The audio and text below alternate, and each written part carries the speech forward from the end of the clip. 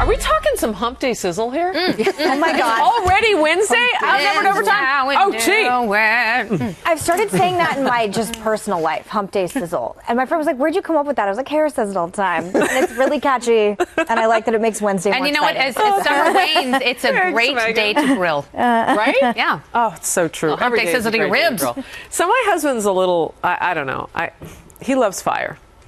And so he'll grill when it's, everybody else is out in their snowsuits, and he'll brush off the snow and dig out the grill. And it is kind of a man thing. it is a man thing. But Such a man thing. I like fire in the house called oven. Yeah, The hearth, as it were.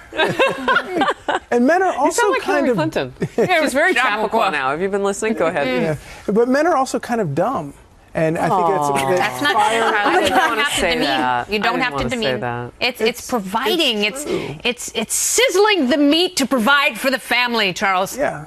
Yeah. But there's a lot of dumbness is involved. You have gunpowder, you have, You guys are fascinated by it. Things that go boom. Speaking of which, Fandomly28 writes on our live chat, gas prices are low and the Dow is booming. Thanks, President Obama. So is this a difficult time for Donald Trump to sell the economy? Lisa? I don't think so. I mean, you look at President Obama is literally going to go down as one of the worst, or I think the worst president in terms of economic growth. Also, in real world effects that everyday Americans feel, they haven't seen a pay increase throughout throughout his presidency. The middle class is in the decline. It's hard to find jobs. You look at things like Obamacare, which is essentially force employers to reduce hours, right? So if you used to be a full-time employee and your employer now cut you down or cut your hours down so you're no longer a full-time employee, so they don't have to provide health care, obviously that's going to affect you personally. So I think there's a lot of other indicators of things that people are feeling on a personal level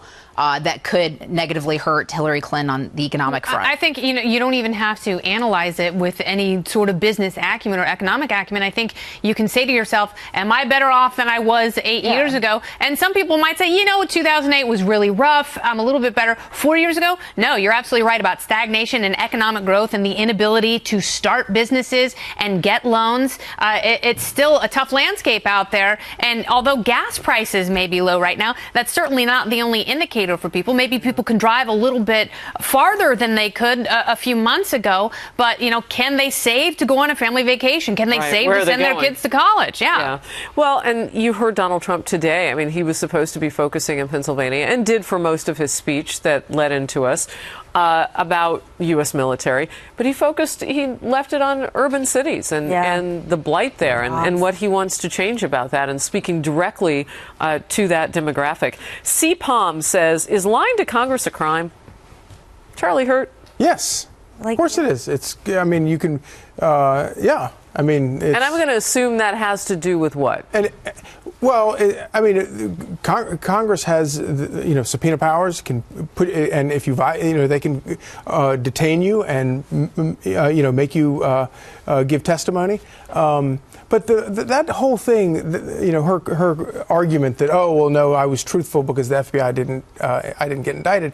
I mean, that was the harshest non-indictment that we've ever seen written about, delivered about anybody, especially about a politician who's running for president at the time. Can I just say something about that? Because I think you're absolutely right. And I think what Comey was trying to do was inflict as much damage to her reputation as possible. Because he's had a long-standing beef with the Clintons, and he has had an axe to grind for decades now. And I think he was very purposeful in that. And I have heard, and I don't know how substantial this is, but I've heard that he is so opposed to the idea of a Donald Trump presidency that he felt he couldn't in good conscience indict her, knowing that he would be handing the presidency. I also wondered too if the FBI didn't single-handedly want to be responsible with shaping the presidential election, because essentially if Hillary Clinton was indicted, or at least there was a recommendation of indictment, that would change the landscape of the election to such a degree where, essentially handling it over potentially to Donald Trump. So did the FBI want to be that decision maker? Maybe the man who's saying that she needs to soften her frozen heart kind of thought that he would be the person to step up, Joe Biden. Yeah. But I also think that the FBI's, Jim Comey's reluctance to want to be the person that flicks that switch and takes her out of the running and either hands the presidency to Donald Trump or whatever they would have done, the Democrats would have done. I think that's a healthy thing. I mean, I think she clearly should have been indicted. Yeah. But I have to say that I am glad.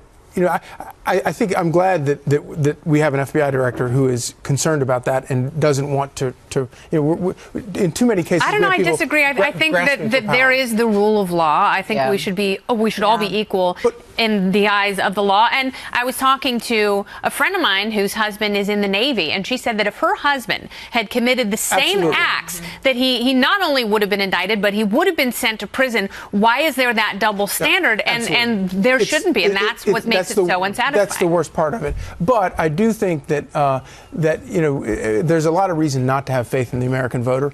But I think it's always good when American voters get to make the decision. And if she had been indicted, they wouldn't have gotten to make that decision. So Kelly Moore disagrees. She says Lisa Comey did shape it by not indicting Clinton. Well, but yes, but I think that the FBI did not want to be the one to recommend that indictment and sort of single-handedly shaping the election. The way the Supreme Court did in 2000? I don't think that they will get credit for having done it well either way. Well, my concern is Comey had mentioned precedent, but now the lack of precedent in recommending an indictment against Hillary Clinton, but now he is setting precedent by not recommending an indictment. And my question is, what does that mean for future handling of classified information? I mean, the reality is this is a woman who said Chelsea Clinton can do whatever the hell she wants. But there's also... She's never going to go to jail. I'm sorry. I mean, you guys are making this real complicated. And you know what? You know how I like to talk to my friends and family that watch from Arizona. It's real simple. She broke the law. Her last name's Clinton. She was the nominee for the party. He covered for her, and now we have to deal with all this, and she'll probably do it again, and so much worse if she becomes president. I think he wasn't just covering for her. Simple. I think he was covering for Loretta Lynch. Yeah, I agree. So Loretta Lynch didn't have to be the bearer of bad tidings. By the way? She's still on that tarmac. Waiting for Sky Harbor Airport.